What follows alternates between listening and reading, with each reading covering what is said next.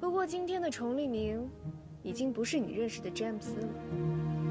他站得更高，也懂得更多了。可他这些浪漫手段，还不是在英国那会儿学的吗？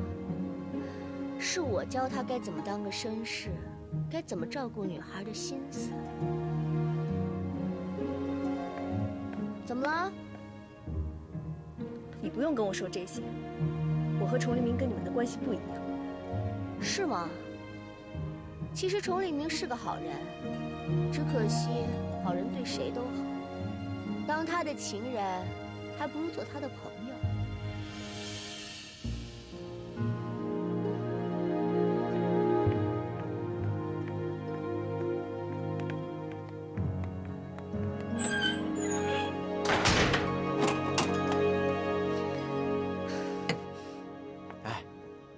我怎么感觉咱哥和雨初最近有点不对劲儿呢？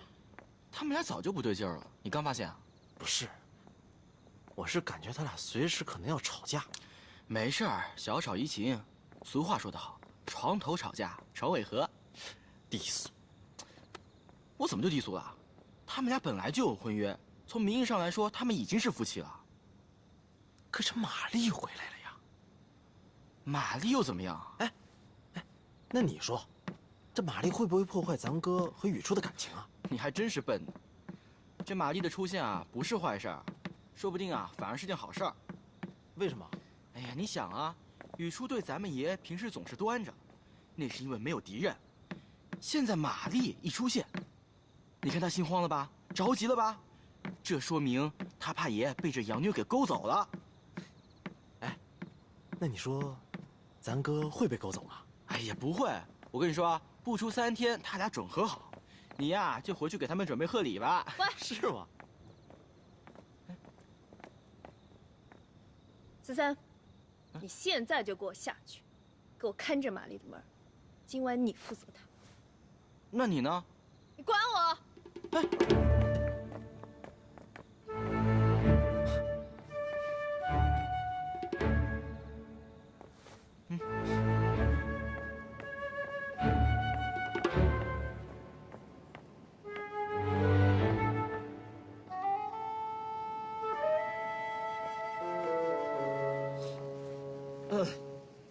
你倒挺会自娱自乐的。你怎么来了？你不是在那儿看着玛丽呢吗？跑我这干什么？吃一个，很甜。崇利明，我们解除婚约吧。你这是闹哪一出啊？哦，我明白了，你吃醋了。这和玛丽无关。我跟他真没什么。真没什么？那他怎么这么了解你啊？你们在英国时一起看星星，一起游泳，真浪漫啊！我跟你说啊，那都是以前的事情了。我跟他现在就是保护人和被保护人之间的关系，清清白白。我说了，这跟他没关系。那你好端端的闹什么解约啊？崇利明，这婚约对你来说，到底意味着什么？你说意味着什么？其实，他什么都不是。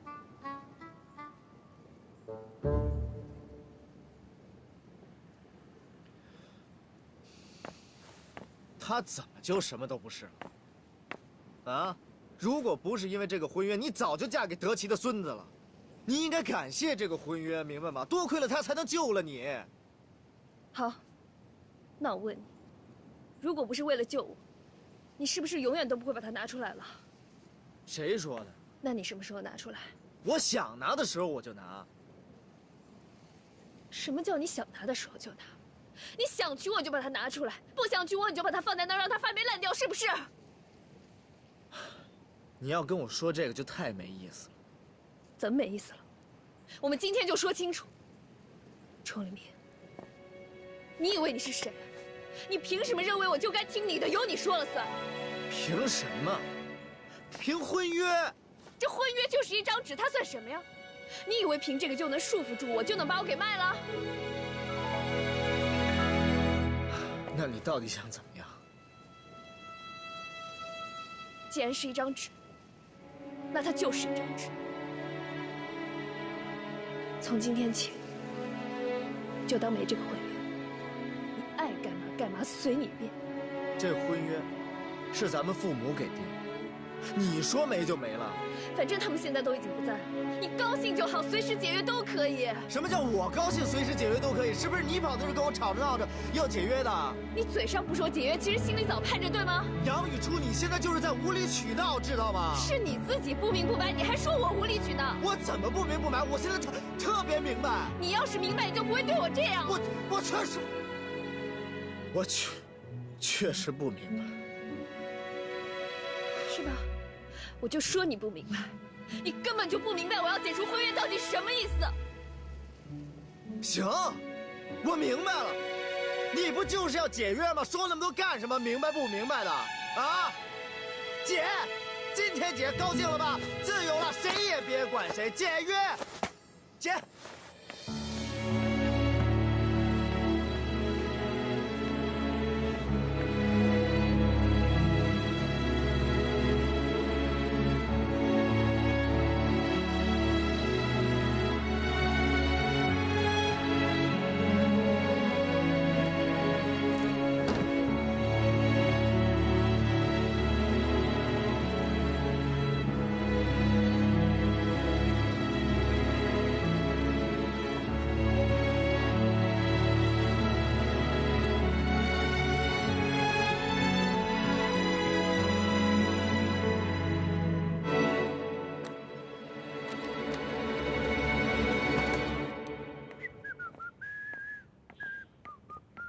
哎，阿姨，来打个招呼。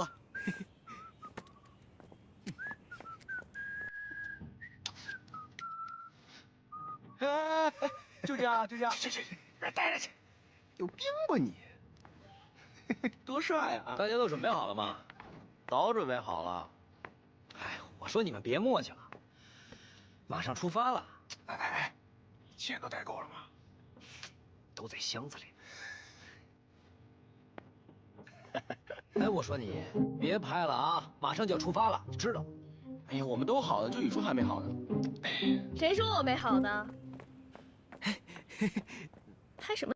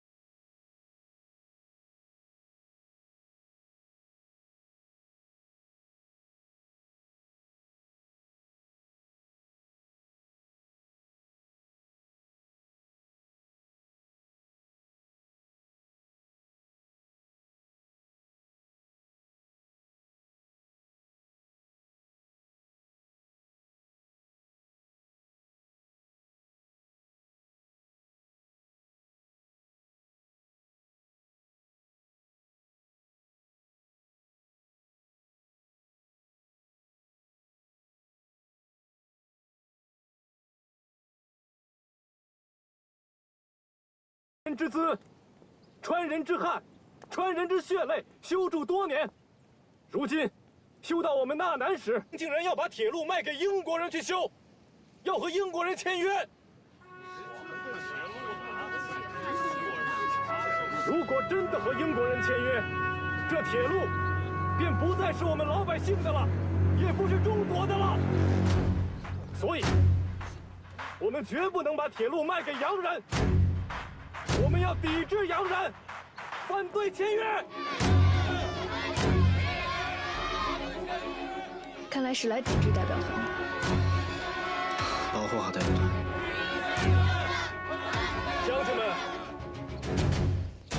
四川人最不怕吃苦，我们万众一心，筹钱修路，我们只渴望着有一天，天堑能变通途。诸位同道，我想问大家，今日我们即将启程回到故国，大家激动吗？激动！是啊，我也很激动。然而，我更想提醒各位的是，我们之所以来到东营，为的是师夷长技，发愤图强；为的是有朝一日能回到故国，救国救民，施展抱负。可是呢，洋人马上就要来大南城签约了，我们绝不能任人宰割，我们要一致抵抗，反对到底。是可忍，孰不可忍？乡亲们，保护川人利益，出达目的，誓不罢休。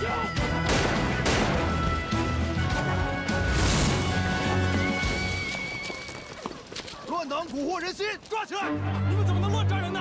快放开他们！抓的就是你，给我拿下！先生，快走，快走，先生！阿义，跟上那个人，保护好他。都别动！谁敢乱动？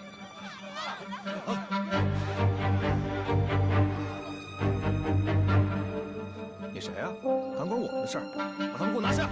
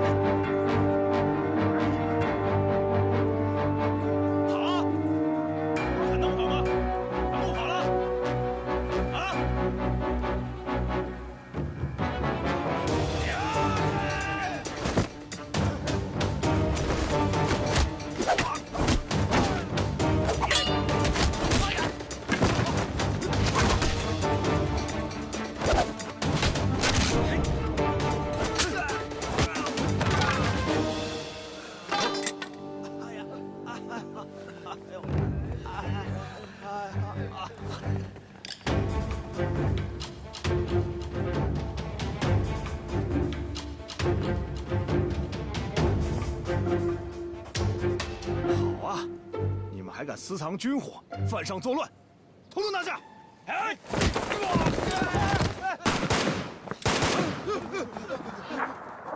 你们到底是谁？小子，你恐怕给我哥提鞋都不配吧？神机营都统，额尔吉崇利明，奉旨前来，督办签约事宜。你们还不把兵器都放下！快把枪放下！大人，小人乃纳南县陆营军3营前哨哨官王永福，参见都统大人。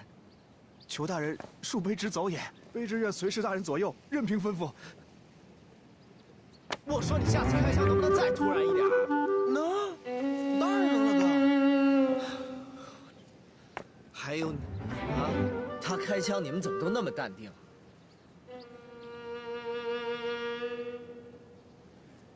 语出，你跟斯三瓦格纳带人疏散民众，我带其他人去保护玛丽。玛丽小姐，请吧。王永福，在。带上你的人，把这里的百姓都给疏散了。是。集合！看什么看？快集合！快点儿！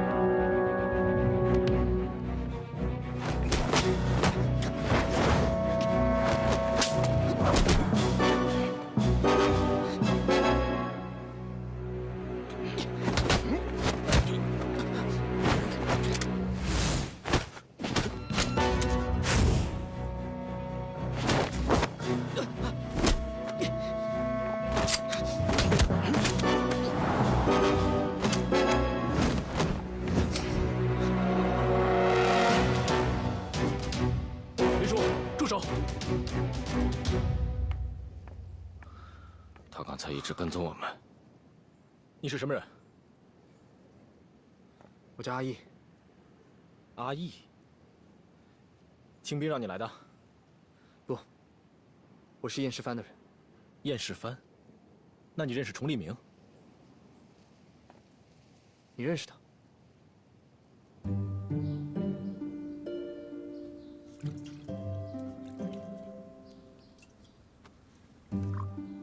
哎，你刚才那是什么招数？枪斗术。这位啊，是黎叔，是我的朋友，他的枪斗术那可是一绝。哦，对了，按照你刚才说的，是崇利明让你来保护我的。可是你们怎么会出现在这里呢？我们接到了新的任务，要保护英国代表参加签约仪式。保护英国代表？你刚才在火车站说的那是什么意思？为什么不能签约？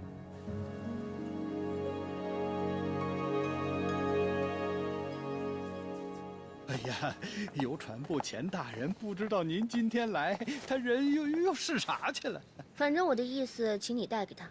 签约的事就有劳你们费心了。哎，那是自然的，玛丽小姐您放心。曹县令，我问你，你们的人到底是怎么回事？我要不来点强硬的手段，这也吓不退他们呀。你是他们的父母官。呦，大人，现在在他们眼里，我们就是丧权辱国，都是些贪官。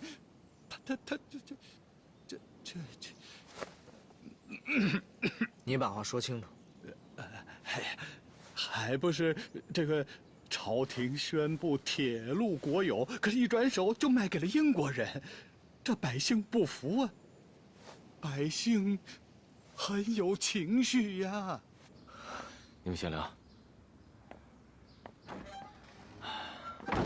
阿义，我问你，你知道川汉铁路最早开始修建的钱是从哪儿来的吗？不都是朝廷给的吗？哎，朝廷是出了一部分，但是更多的钱，那可是咱们老百姓自己出的。老百姓的？没错，四川政府号召民众集资入股修建铁路，川人修建铁路那热情很是高涨。不管贫富贵贱，凡有能力者，都出了一份钱。巨商富贾少则100两，多则1000两。那些贫苦人家，也是几家凑够一股参与修建。更有甚者，集自己毕生之积蓄入股，这才总共给朝廷凑够了500万股金，支持朝廷修建铁路。如今倒好，这朝廷二话不说回收股权，以50万全转卖给英国人。可这50万，只是朝廷的钱，民众的450万股金和权益呢？就此化为乌有了呀！那老百姓向朝廷抗议了吗？抗议？朝廷只管自己的50万回收，谁理你百姓的死活？所以，我们只能靠自己，成立了一个铁路维权联合会。这一次，我们要替自己发声。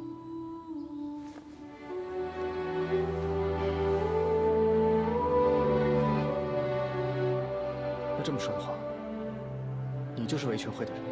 我是同盟会的特派员，上级派我来此地，就是要为大家主持公道，引导大家有策略、有步骤的斗争，把我们失去的股金跟权益给重新争取回来。如果你说的都是真的，那这个约真的不能签。阿姨，我相信，如果崇利明知道这一切的话，我相信他也不会同意签约的。周先生，你刚才说你是同盟会的人，那你是革命党？没错。那这个革命党，它到底是什么呀？你觉得是什么？我以前遇到的革命党，有的是暴徒，有的还是骗子。但是你跟他们不一样，所以我不知道。阿姨，任何一个组织里一定都有好人，但也会有鱼龙混杂的小人。我不能向你保证，你以后遇到的每一位革命党人，那都是一心为了革命。但我可以告诉你的是，我们的同盟会，那是孙先生创立的，是要为4万万同胞谋福利的。那到底什么是革命？你们又要革谁的命？问得好，所谓革命啊，其实就是要让那天下百姓不豪寒、不提鸡，是为了让每个人都过得平等有尊严。不管他是男是女，是老是少，是贫还是富。所谓革命，革的是旧时代的命，铺的可是新时代的路。革命就是要让每一个心怀进步、光明和希望的人，都能有一个平等、尊严而又美好的明天。周先生，你说的这些都会是真的吗？这未来真的会这么美好吗？会的，阿姨，只要你肯相信，未来就会如此般美好。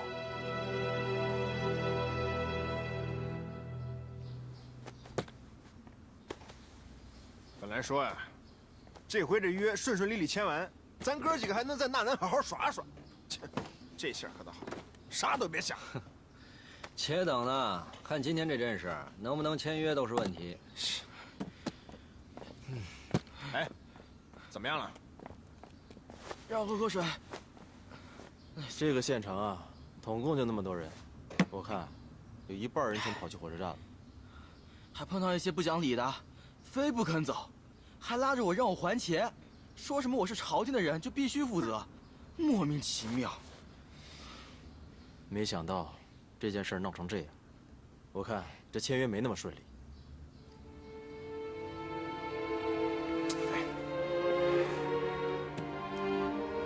你们几个觉得那演讲的说的到底真的假的？啊？玛丽小姐，您不妨再考虑一下。我可信不过你们这些人，太不安全了。哎呦，你看那么多精兵保护着您呢。再说都统大人也在这儿住，这是整个县城最安全的地方了。我还是住在自己的公司安心。那行，我派20个精兵保护您。用不着，我有崇利明和院士藩就够了。哎，那行，您走好。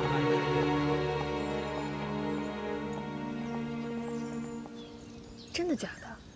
玛丽只花了50万就买下所有的铁路股份，这还只是朝廷出的钱。那剩下的450万呢？没了，全部都没了。难怪百姓闹得那么厉害，这是连本金都一块化为乌有。所以啊，我们到底为什么要保护这种签约？难道真的要帮洋人坑害我们自己人吗？这只是周觉的一面之词，你只见过他一面就那么相信他？我相信他。你凭什么相信他？因为我认识这个周觉。那我们现在该怎么办？让我去找玛丽谈谈，我看他到底什么意思。玛丽小姐，实在抱歉呀，上午您来的时候，我刚好出去了。钱大人，你来想必就是谈签约事宜，不如我们直奔主题。到底什么时候签约？这签约的事当然是势在必行了，只不过这民众的诉求，也希望玛丽小姐能顾及一二吧。民众诉求，这跟我有关系吗？我们远东公司和你们邮传部早就谈好了，为什么该签约了，还是依然推三阻四的？虽说这生意谈好了，但是现在民众情绪激动，我们总得有所顾忌吧。这事应该由你钱大人出面向民众解释清楚吧。我们接手这项铁路工程后，要出大钱购买钢材设备，雇佣归国人力，更别提我们还要请来英国专家带来先进技术，促进归国交通事业的进步。为什么你们对这些好事视而不见呢？据我所知，朝廷让民众总共投了500万，而你们却只花了50万购买这条铁路的修建经营权。等铁路修成之后，沿途种种经营的利润都会流入到贵公司的腰包。这对你们英国公司来说，可真是一本万利的好生意。50万这个价，是我们远东公司和你们朝廷在京城谈定的。跟谁谈的都不行。你什么意思啊？如果想要解决问题，就必须要重新谈判，拟定出一个双方都能接受的价格。崇立明，你别忘了你是来干什么的？你是来保护我签约的。哎，玛丽小姐，我知道，在这个当口提这事儿不合适，但是也请你设身处地的想一想。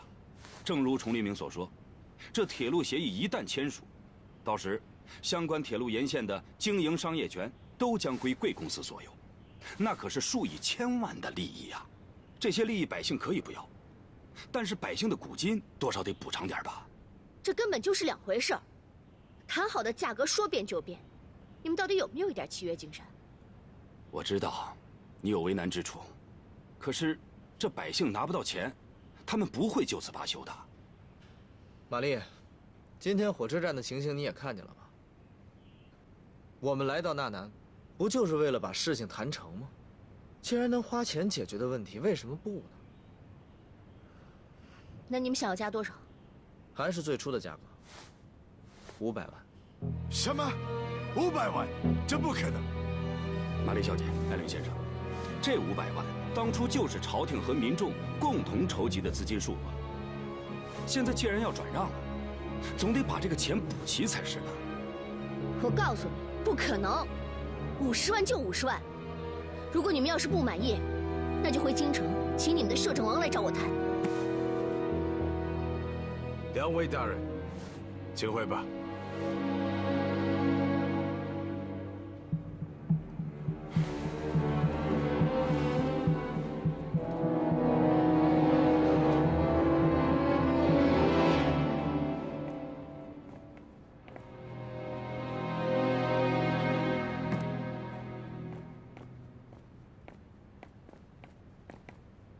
哥，怎么样？玛丽同意加价了吗？说不通，油盐不进。那这个约还签吗？我想过了，民众的权益绝对不能受损。如果这件事情解决不了，绝对不能签约。这样的话，玛丽会同意吗？她不同意那也是她自己的事儿，我们可以想办法让她同意。反正目前我们有的是时间。明白了，我去跟周先生说一声。去吧。你回来，等会儿。你找周先生这事儿，你用得着跟他汇报吗？你俩才见了一面，这么投缘。周先生说，如果你知道来龙去脉的话，不会同意签约的。他倒是挺了解我的。我们至少可以问一问他，有什么好主意解决这件事情。你为什么老想去问他？我告诉你，阿姨，这种人以后少来往。你别忘了，他是革命党。如果革命党能让天下百姓不好汉不提气，不敌洋人一头，我们为什么不能交朋友？他说的一切都是虚的，根本没有实现的可能。我不是傻子，我自己能判断。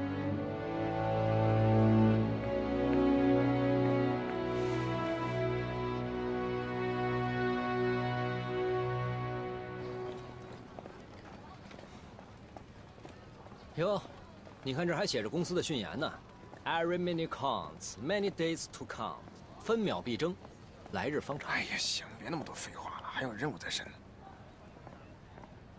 How's it feeling? Oh, feeling good. Okay. Hey, what up? 哎！让你们在门口执勤，都在这聊什么呢？跟你们说话呢，没听见呢？他说什么呀？他说你蠢。你大爷！说谁蠢呢？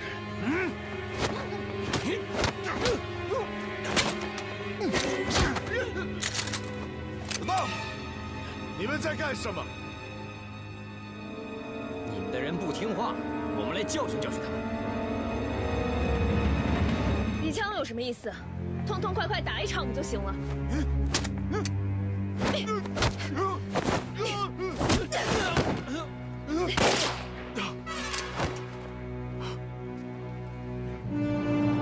艾伦先生，枪可是不长眼睛，这个地方该听谁的，你难道不清楚？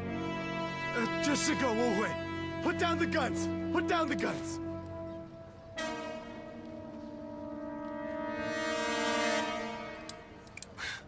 他们英国人坚持按合同办事，就是不退让。我这嘴皮子磨破了也没用啊！哎呀，我就知道这帮洋鬼子全是铁公鸡。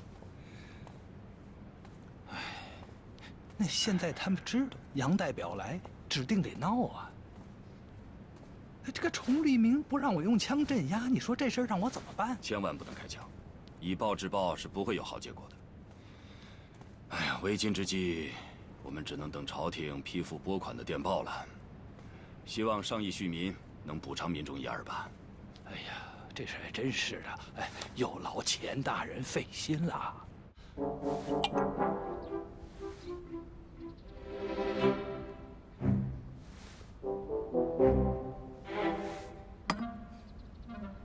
我们中国人喝不惯这英国茶。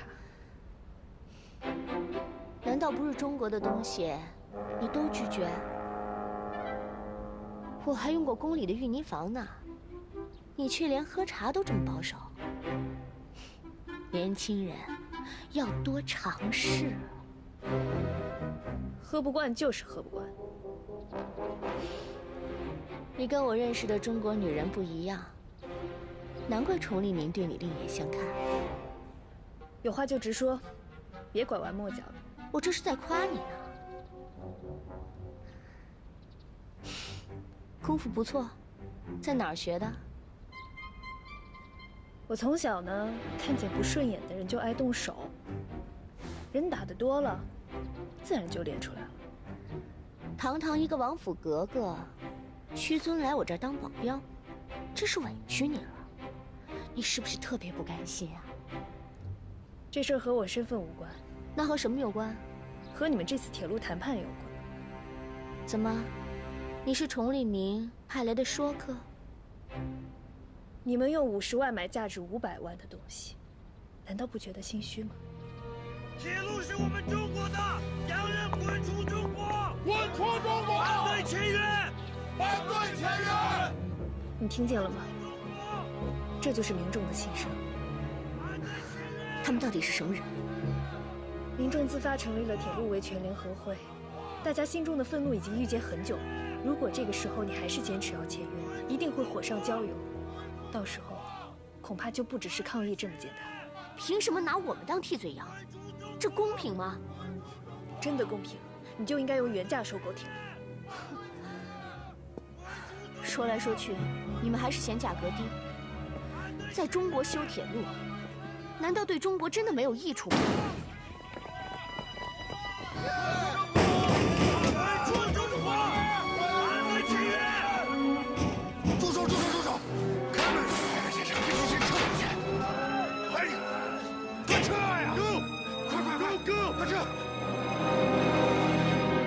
你都看见了吧？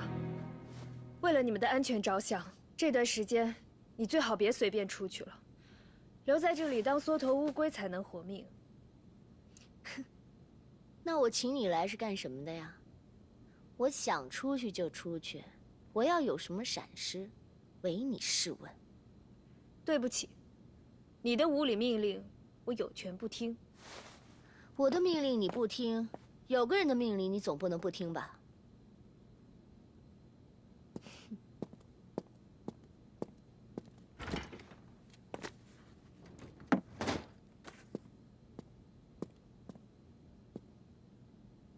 这是什么？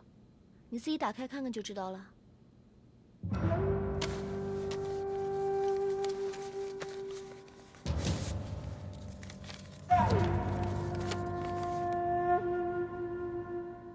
尽一切可能配合玛丽，保证签约的进行。这可是哲玉王爷的亲笔手谕，你舅舅的话，你总不能不听吧？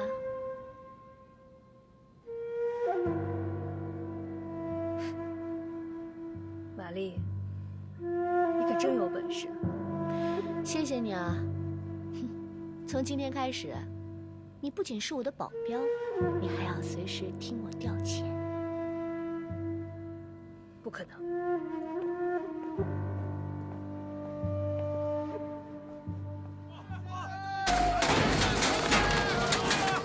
干得不错啊！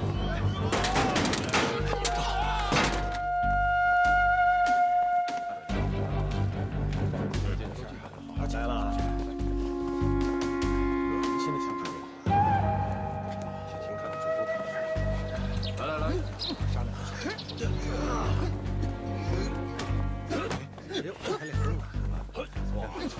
分了，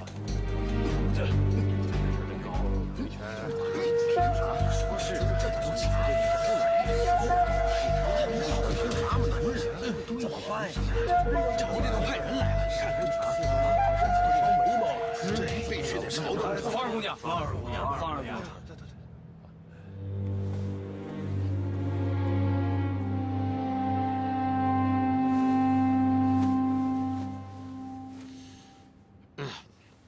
芳儿姑娘，人都齐了，你先说2句嘛。我今天想听听大家的意见。刘举人，既然你是维权会的总理事，这会还是您来主持吧。好。大家都亲眼看到了，朝廷已经派专人保护英国代表来了。看来签约是板上钉钉的事。我们到底应该怎么办？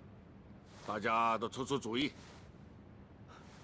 我们愿意参加斗争，什么形式的斗争都可以，只要能够阻止签约，保护老百姓的权益，我们愿意战斗到底。年轻人勇气可嘉，值得敬佩，都想把钱弄回来。但是老是这么雷声大雨点小的闹，这什么时候才能有结果呀？没错，都停工3个月了，再不开工，连饭都吃不上了。市长说的很对呀，我们应该怎么办啊？吃不上饭，我是农民，没啥文化，但我有个想法，要整天让我们农民去闹事儿，这季的稻子就瞎到地里了。对，走。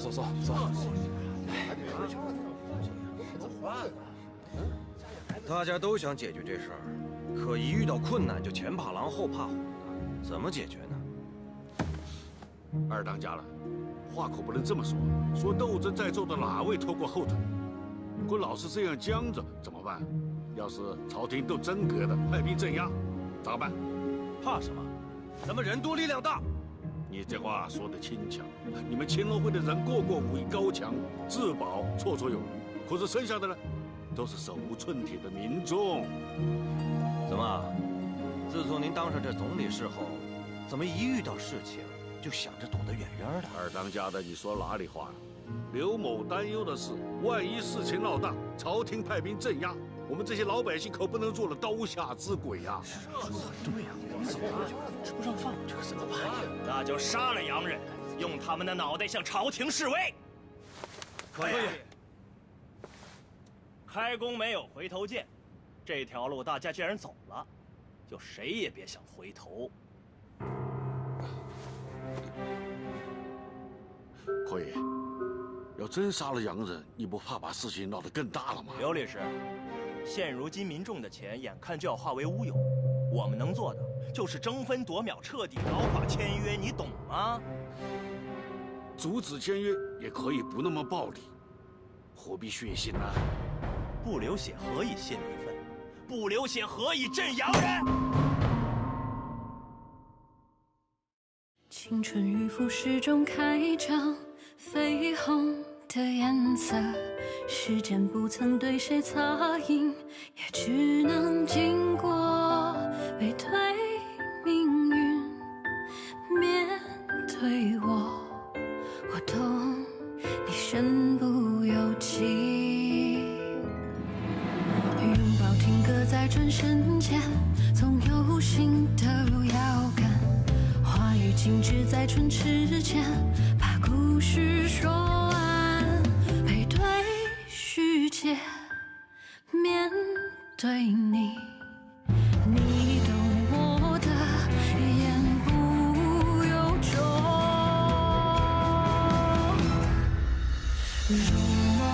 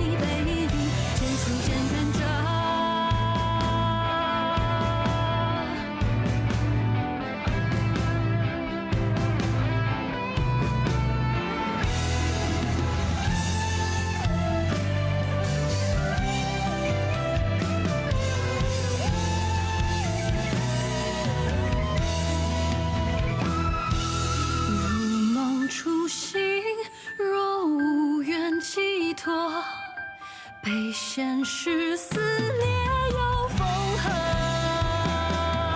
我拱手，余生的云交锋，换你前路漫漫不再曲折，有人陪伴着。